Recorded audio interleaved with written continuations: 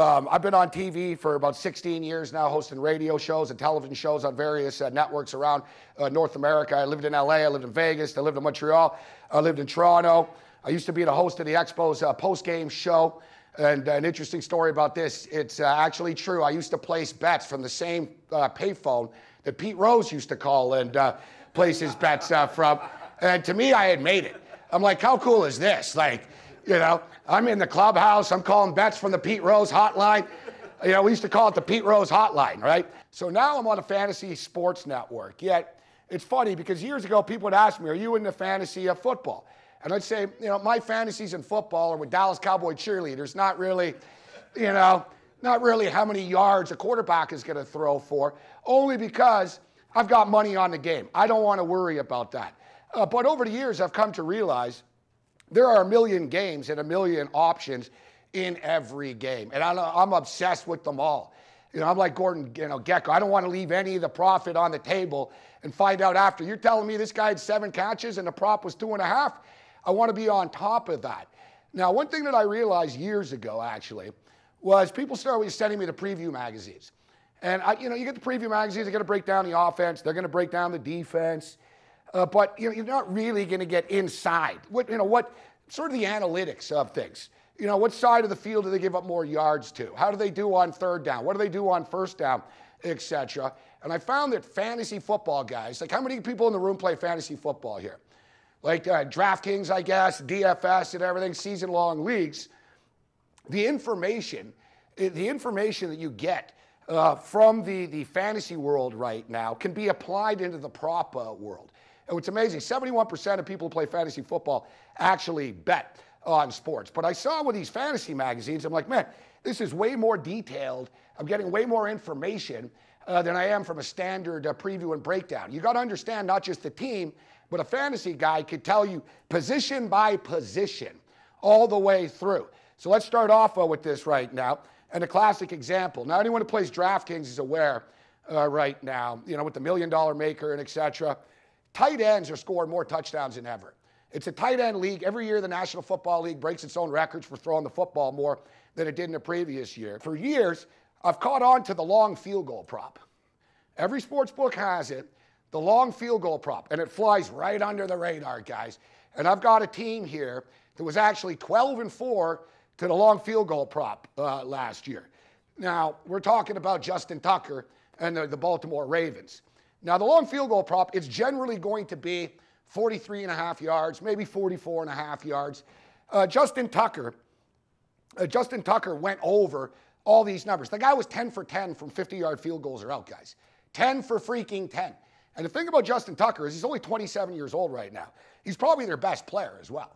I mean, let's be real. You look at a Baltimore Raven offense, Harbaugh will attempt a field goal from the 35-yard line. Some teams will be like, you know what? We got a good offense. Let's get the first down.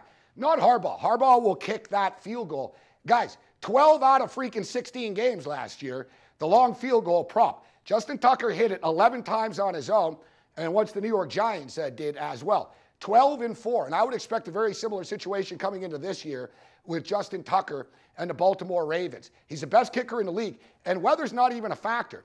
Now, I've made money with Bailey in this situation as well. He's really good, but Tucker's just so freaking consistent in this situation. And Harbaugh, as I stated, it's up to the coach. Harbaugh has trust in this guy. He doesn't have a lot of weapons to work with. That's a prop that definitely I'm encouraging you all to keep your eye on a weekly basis. Listen, if you play this blindly with Justin Tucker, you're going to win at least 10 times. You're going to win at least 10 times. The guy, the year before, he attempted 14 kicks of 50 yards or more. He hit 10 of those. Last year, he was 10 for 10. All right? It's almost free money. Nothing's free, but they're putting it on the table there for you. Now, we talk about, the correlation between fantasy football and betting football. And as I stated, it's not just with the tight ends and with the long field goal props. I've done team-by-team previews for each National Football League team over the last month. And looking at the LA Rams, there's a perception, the Rams defense is great. I don't know, man. They got like 6 guys that were on Gene Simmons' LA Kiss, I think, last year, vying for one of the cornerback spots. Now, and you got Trumaine Johnson on one side. We're going to pick on this other side. There's going to be opportunities. Sack props are another one. It's not rocket science either. You know, you look at, we tend to overthink things and try to overcap things. You know, a great example is you look at the Rams and Goff last year. He got freaking knocked around, all right? He got knocked around a hell of a lot. The Arizona Cardinals led the National Football League in sacks last year. Yet they play in a division against a bunch of teams that give up a ton of freaking sacks. It's another very, very viable prop on a weekly basis when they're playing in the division. Seattle Seahawks have the worst offensive line in the National Football League once again coming into this year, according to Pro Football Focus, who have become sort of the gold standard of rating offensive units. And I expect the Arizona Cardinals, they have a great defense. Going to lead me into a future that I have on the Cardinals here. But you look at the Seattle Seahawks, they didn't make their O-line any better. Their O-line isn't any better right now. Russell Wilson's going to be running for his life once again. You look at Jared Goff. Jared Goff, like, it's not the offensive line. Goff doesn't know what the hell he's doing back there.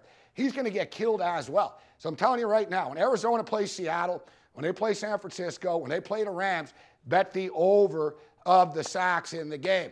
And as I stated earlier, teams are throwing more than they ever have before. More opportunities for sacks. Sack prop is usually 4.5.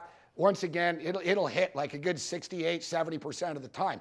It's not sexy. People want to watch the game and cheer for the catch and cheer for the touchdown. I don't care about that. I just want to watch my account go up during the game. The Arizona Cardinals, the win total is 8.5. And I heard Teddy talk this morning about futures. I hate futures. I'm an impatient son of a bitch, man. Like, I've actually broken toasters getting pissed off waiting for toast. No joke. Like, seriously. Like, I've stood there like, what the fuck, man? And I'm like, fuck. Like, I am very impatient. So it's hard for me to bet on futures. And I'm also one of these guys, too. I'm sort of like a punk rocker in the sense that I'm like, man, if I bet a future, fuck, I don't even know if I'm going to be alive then, right? It's one of those type of things. We're like, I don't want to put money on this, man. I'm not feeling too well recently. I got to worry about my bet now, I'm worried about the now. And I got so bad, I was so impatient, I started betting, will there be a run in the first inning of baseball games? It's like the crack cocaine of betting, all right? It really is. It's like the fucking crack cocaine of betting. And, you're stressing out the first pitch, the second pitch, and, you bet the first inning, and then, of course, right after that, you're like, all right, let's try to bet the under in the first 5 here now. So, I'm not I've never gotten to the point where I bet which basketball team will score 10 points first and stuff. That's, then you might as well just go fucking play Keno at this point in time. When it comes to baseball and other sports, I'm recreationally gambling. I find it's a problem that probably a lot of us have in the room here. We try to be experts at everything in every sport. I talk about every sport all the time, and it doesn't mean I'm going to cap every sport equally because I have a hot take and a good opinion about a sport, right? So you sort of have to identify which sports am I really making money on and which sports am I betting to have fun with. I'm not betting baseball to make money on. Who fucking knows what's going to happen in a baseball game? I tell you guys a quick story about, baseball. Esteban Loaiza. Remember Esteban Loaiza, the pitcher? A buddy of mine was in an after-hours club in Toronto, Ontario. Loaiza is pitching for the Toronto Blue Jays. All right? It's about 5:30 in the morning. Loaiza is walking around an after-hours club with like 4 beers in his hand. All right? He's hanging with a bunch of chicks. My buddy goes up to him. He's like, hey, Esteban, man. He goes, aren't you pitching tomorrow? He goes, no, man, I pitched today, man. I pitched today. It's like 5 in the morning, right? He's pitching that night. And he's sweating like I am now, too. It's a hot place. He's sweating it up like a motherfucker, all right? So he's sweating it. So my buddy calls. He's like, dude, listen, Esteban Loaiza is like doing rails and fucking getting hammered here. And he's pitching tonight, man. He goes, load up, all right? Load up on the game. So everyone fucking starts, putting the money in. Don't worry, real inside information. We know. Motherfucker gets on the hill. He's sweating all day. He looks awful. Like, he walks slow out to the mound, kind of like we're laughing type of deal. The guy threw 7 innings of one-hit baseball. After every pitch, he got off the mound and was like, He was like this. And like, like people just thought he was concentrating. No, he was like sweating booze out. But, so my point is, there's no lock in baseball, all right? There's no lock in baseball. Another quick anecdote like that, when I was hosting the Expos postgame show. All right, now baseball players, not like football. All right, they're not like football. It's not as rah-rah in the clubhouse before. They're all sort of doing their own thing. But it was when Sammy Sosa was there, all right? So Sammy Sosa and the Cubs was during that steroid home run thing, and the Cubs were good. But the Cubs were struggling a bit. And the Cubs had like a football-style huddle in the tunnel before the game. And I saw it. I was there. And it was one of these deals, man. Enough fucking around. We're going to do this. We're going to get back on track. We're playing Cub baseball. It was like a football, it was like a movie. It was like the greatest speech ever. And Sosa was like, we didn't come this far to fail. And like he gave him this speech. And they all were all fired up. I was like, man, I got to bet on the Cubs, man. I got to bet on the Cubs. Cubs scored like 7 runs in the first 2 innings. I'm patting myself on the back like Barry Horowitz until the Cubs bullpen fucking blew it, and I ended up losing the bet. So when I bet baseball, I know it's for fun. Anything can happen. You got to understand sport by sport. But when it comes to football, I really do believe that we are investing, not really gambling. The NFL and college football is a stock market. I look at the board like I do. It's a stock market. And, people want to make money on, Apple stocks. It's too late to make money on Apple stocks. So that's why I like to find the props and the games within the games, guys. I'm telling you, I can't stress that enough. The games within the game. The only thing is you start to really get pissed off during the game because you're obsessed with everything that you didn't take. Ah, son of a bitch, I knew this backup running back was going to get 23 and a half yards. I didn't do it.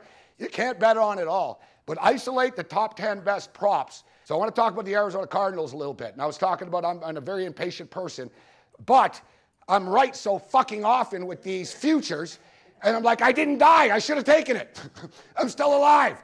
So at this point, you know what? I'm jumping in right now. And although I am impatient and I don't want to wait till the end of the playoffs, and Ted Safranci, Teddy Covers, brought up a great point this morning as well.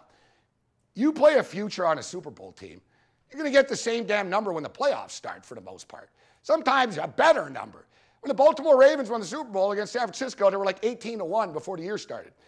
Before the playoffs started, they were 25-1. The New York Giants, similar situation. Giants are always, 16-1, 12-1 to win the Super Bowl. And then when the playoffs start, they're always 25-1 once again. So it's really not worth it. I'm not a big fan of the to-win futures, only because as Teddy pointed out, only one team is going to win, and you're going to have to wait a hell of a long time. Now, I don't mind playing division prop futures. I think there's some money to be made there as well. You don't have to wait to the end of the playoffs. But let's talk about this Arizona Cardinal team. The win total is 8.5, guys. 8.5 this year, and it's plus 100. So you're not laying any juice on this either.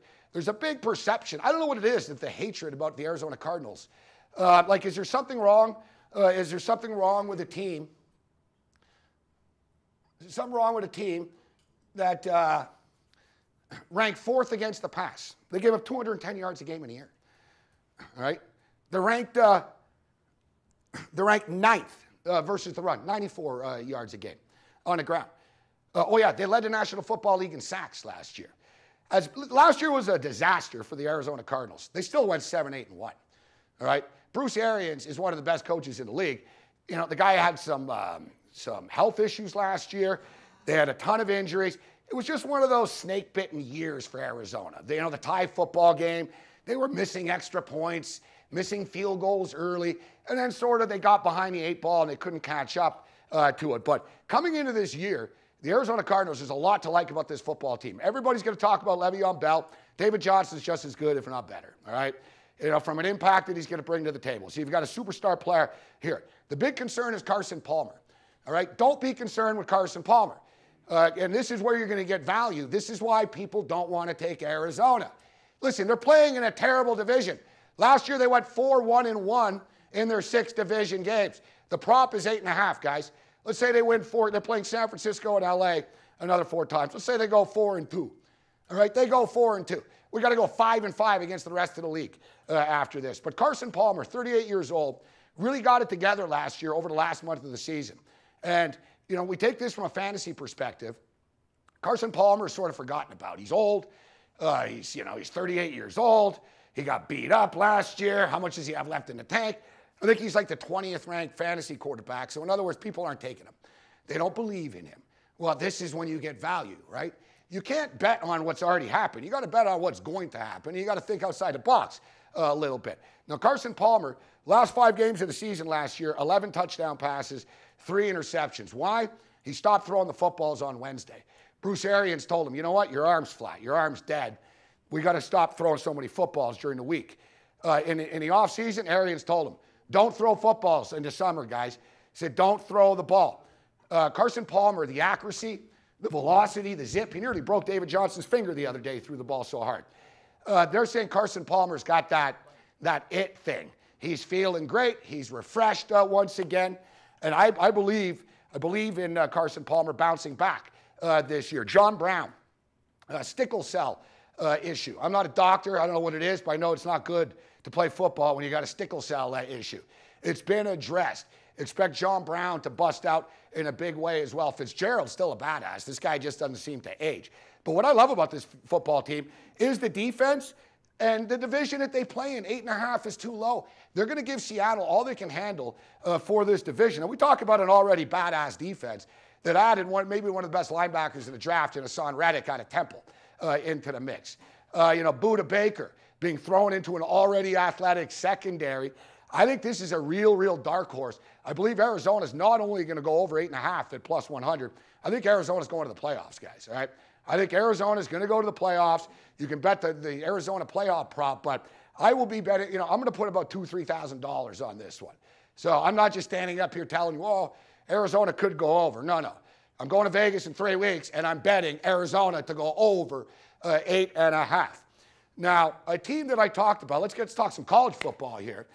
And, I thought I was going to be real cute talking about Florida Atlantic, and I find out guys are talking about Louisiana Monroe and stuff. All right. I guess I'm pretty high profile there with my FAU thought here. So, Florida Atlantic University. I like to identify, and I'm sort of a fan of Florida Atlantic. There's certain schools, Central Michigan. I'm a fan of Central Michigan. Dan Lefevre and the Chips. They're like a good friend. When I need money, they help me out. It's like, I know the Chips will get it done for me. But these are programs that fly under the radar. The odds makers don't really care about the game all that much. The numbers are just going to be sort of blindly set. They're more concerned with the CBS Alabama game of the week than they are the Florida Atlantic or the Monroe game. That's why I love the direction of this. Let's talk about Florida Atlantic right now. I've always liked Florida Atlantic. I've had Howard Schellenberg on my program in past years. Great coach, former Miami Hurricane coach, of course. He was briefly at Florida Atlantic. And then subsequently, it turned out the Florida Atlantic kids were fans of my show. So they started sending me jerseys and gear. They just said, don't tell them that's from us because they're going to know we're, So, yeah, I guess I could say some of those kids were betting, all right? But anyways, that was years ago, all right? It's like steroids in the UFC. You got college kids betting. Yeah, they're all doing it. But let's talk about Florida Atlantic. Who's their coach this year, guys? Lane Kiffin. Lane Kiffin could have really picked a few spots, all right? The guy's a dirtball, but he's a great football coach. He, and he had a nice, successful run at Alabama, but somehow, of course, in a Lane Kiffin way, got to get, can't make it all the way through to the championship game somehow. But look, Sarkisian's gone too. Saban just could be a jerk too, right? It goes both ways. But anyways, so Lane Kiffin comes in here right now in a Florida Atlantic. He also has 14 returning starters into the mix. Who's the offensive coordinator? Kendall Briles. Kendall Briles comes over from Baylor. This is some high-powered, deviant stuff. This is like Walter White stuff. You know what I'm saying? Breaking Bad. Like, this is some, deviant, in the kitchen thinking we're about to really fuck with these coaches' minds in the Sun Belt, man. You're going to have, Kiffin and Briles together. All we're missing right now, let's be real. Let's just hire O.J. Simpson as the running back coach and move on with it. We'll have Kiffin. We got a Briles. We got O.J. Hey, come on. At this point, I got to tell you, I think the NCAA, they already have, investigators just sitting in a car watching. They're just watching everything. They're like, we're watching you, Kiffin. Kiffin's looking over his shoulder. And Kiffin, though, Kiffin just needs to get to a bowl game here. And that's the whole plan for Lane Kiffin. And, to get to a bowl game in today's new college football world in which, everyone gets to a bowl game, all you need is 6 wins. The over-under is 4 wins for Florida Atlantic. Listen, the last 3 years in a row, they've been a 3-win team. So Las Vegas is basically telling us that they only think that Kendall Briles and that Lane Kiffin is worth 1 game in the Sun Belt. That's it. I don't buy that. Oh yeah. We should bring up the fact that Lane's brother left Ole Miss to become the coordinator at Florida Atlantic as well. All right. They got an all-star coach. Monty Kiffin is also part of this package. Good Super Bowl winners in the Sun Belt right now, guys. All right. We also have a quarterback in DeAndre Johnson, another quarterback, stud quarterback, would have been a starting quarterback with the Florida State Seminoles. All right. This kid, like every other starting quarterback in Florida, either likes to touch women or hit women. All right, unfortunately. So this kid punched a chick on video, and you know you're a bad kid when Jimbo Fisher won't stand up for you. All right. So, but hey, Lane Kiffin doesn't have a problem. So that's what I'm saying. It's just perfect. If you're Kiffin, is there a kid out there that hits chicks that's fucking good? Yes, there is, Lane. You know what? And he's playing at East Mississippi fucking Community College right now. He's just like perfect. Fucking perfect. All right? So we've got an ACC blue chip. And my boy over here was nodding. My boy from Texas over here, Chicago, partying with last night. He's nodding when I start talking about DeAndre. The kid's a talent, man. The kid's a big-time talent. We're talking about a big-time conference, ACC, good enough to be the starter at Florida State talent. Now going to be wreaking havoc on the Sun Belt. Listen, they open up against Navy. All right, it's a home game for FAU. It's a tough one. First program, first game for Johnson, etc. But I think Navy could be a little bit vulnerable this year. Wisconsin, they're going to Madison in week 2. They got no shot. All right, let's just hope Johnson doesn't get killed in that game. After that, though, we got Bethune Cookman. We got the Buffalo Bulls, all right? I think we could just put pads on us right now and we'd beat the Buffalo Bulls. We got Middle Tennessee State. Games at FAU, very winnable game. At Old Dominion, winnable game. Hosting North Texas, winnable game. I don't see them beating the Hilltoppers on the road. Hosting Marshall, winnable game for this Owl team with the 14 returning starters that they have coming back. This is a bowl or bust for Lane Kiffin, all right? To Lane Kiffin's mind, he's not here to win 8 games. He wants to be in a bowl at the end of the year. And I do believe that Kendall Briles and Lane Kiffin and DeAndre Johnson can get them there. And the fact of the matter is, we don't have to bet isn't that they get to a bowl game. The win total is 4, all right? At worst, we're going to get a push here. There's going to be a 6-win team. Worst 5. I'd be shocked even if we get the push. I love Florida Atlantic to go in a Ted Savransky over 4 wins this year, guys.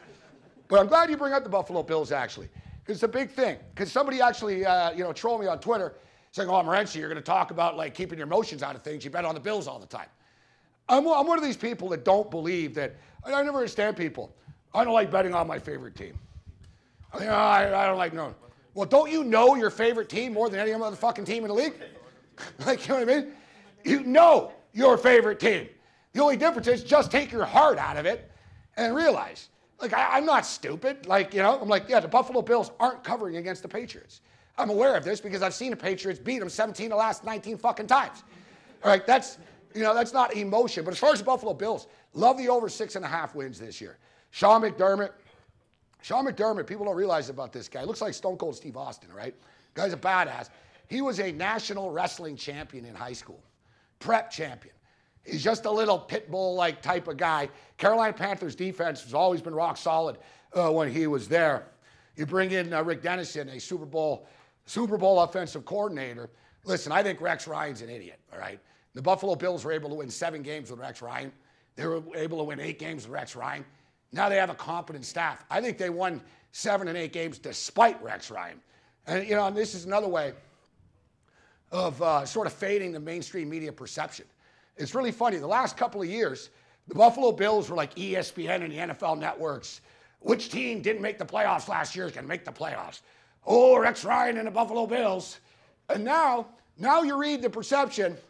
Oh, it's over for the Bills. Rex Ryan tried to save it, and he can't. And somehow it's worse. Oh, yeah, somehow it's worse. Rex Ryan's a fucking moron, all right? The guy just shouldn't be standing on an NFL sideline. Put him in a booth, fine. But the guy was a horrible coach. I like the Buffalo Bills. They got a lot of talent. No reason they don't go over 6.5 wins this year.